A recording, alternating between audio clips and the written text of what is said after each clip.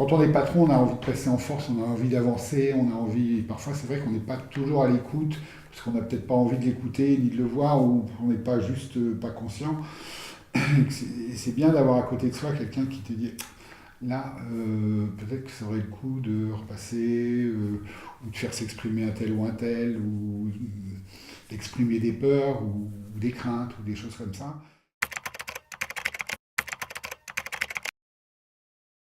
C'est quelque chose d'assez léger. C'est toujours ça ce qui est très surprenant avec Arnaud, c'est que ce sont toujours des interventions qui sont légères, qui ont presque l'air anodines, mais qui sur le fond modifient profondément l'équation.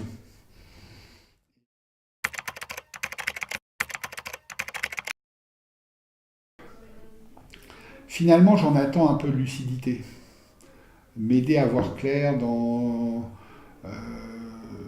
dans mes priorisations. C'est quoi mes urgences, c'est quoi mes gros dossiers, quels sont mettre de l'ordre aussi dans mes perceptions et dans mes émotions, parce qu'on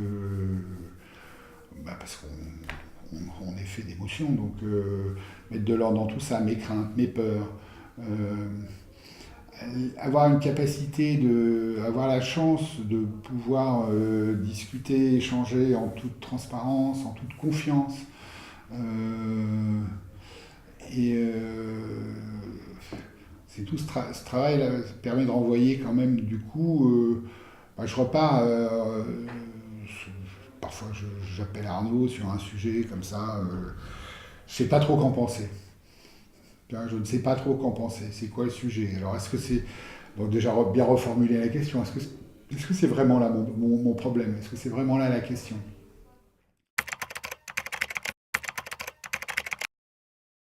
Arnaud, c'est quand même quelqu'un qui, outre.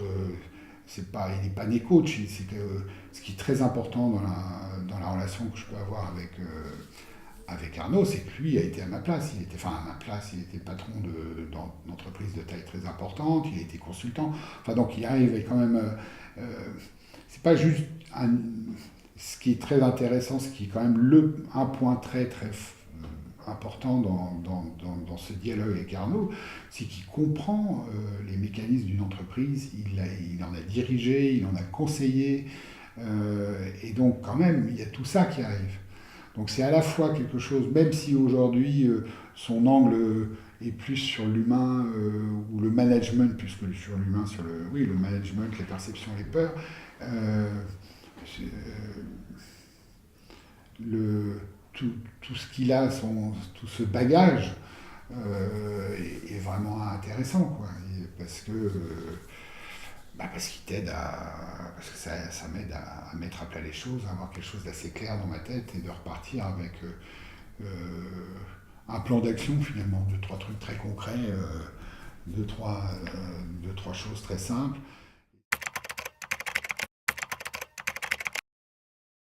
D'où viennent les solutions? À la limite, j'ai envie de dire, peu importe. Euh, je pense que pour l'essentiel, j'ai même pas de moi, de nous en tant qu'entreprise. C'est-à-dire que moi-même, comme j'écoute quand même pas mal les gens autour de mes associés, et les gens des équipes, tu accumules des informations. Alors, d'où elle vient, à la limite, peu importe, mais elle vient. Euh, Peut-être qu'Arnaud apporte juste un angle, quelque chose en plus, ou même pour dire quelque chose de totalement faux d'ailleurs, hein, ne serait-ce que permettre de détruire un argument, ça aide aussi à construire un autre. Euh, donc j'aurais pas une réponse précise, c'est nous. Nous, Arnaud bien sûr, mais toutes les équipes, éventuellement moi, mais c'est. Alors après, celui qui la formule là, souvent, là, ça revient chez moi, mais à la limite, j'en suis pas l'auteur, j'en suis le porte-parole finalement.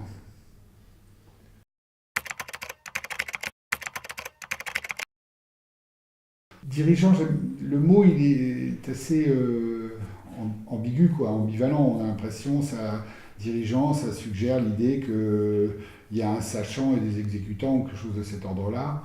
Nous, on est plutôt de l'école. Moi, j'aime bien dire à chacun, tu es patron de ton job.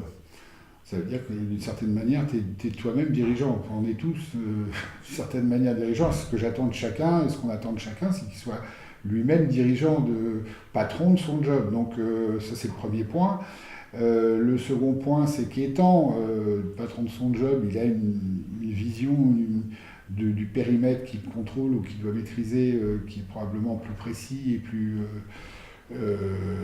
lucide que ce que nous on peut en avoir. Et le troisième point, c'est qu'en revanche, on est plutôt des animateurs. Et donc là, les aspects de coordination, de faire travailler ensemble, paraissent plus importants qu'un hypothétique savoir que j'aurais ou que nous aurions avec mes camarades en plus que les autres. Je ne crois pas que ce soit la réalité ou c'est pas vraiment ce qu'on souhaite. Ce qui est important, c'est que moi, c'est plutôt le vivre ensemble, le travailler ensemble, hein, qui me paraît de l'apanage du dirigeant, entre guillemets, ou de l'animateur, étant entendu que chacun est un peu lui-même son dirigeant. Donc voilà, c'est le MEDEF, notre entreprise.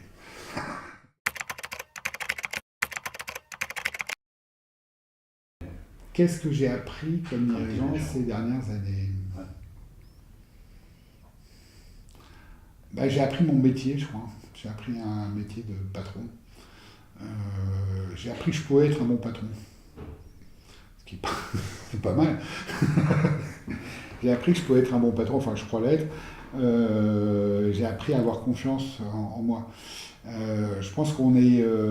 Moi, je viens d'une génération où on a été formaté dans des écoles de commerce, écoles de management, des choses comme ça, avec des stéréotypes du patron. Des stéréotypes le type avec la mâchoire carrée, toutes ces choses-là.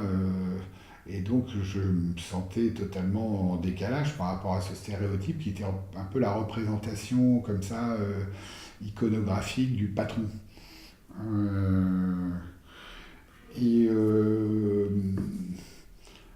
au fil du temps, et en particulier ces dernières années, les succès aidants aussi, parce que euh, ça vient un peu conforter une démarche.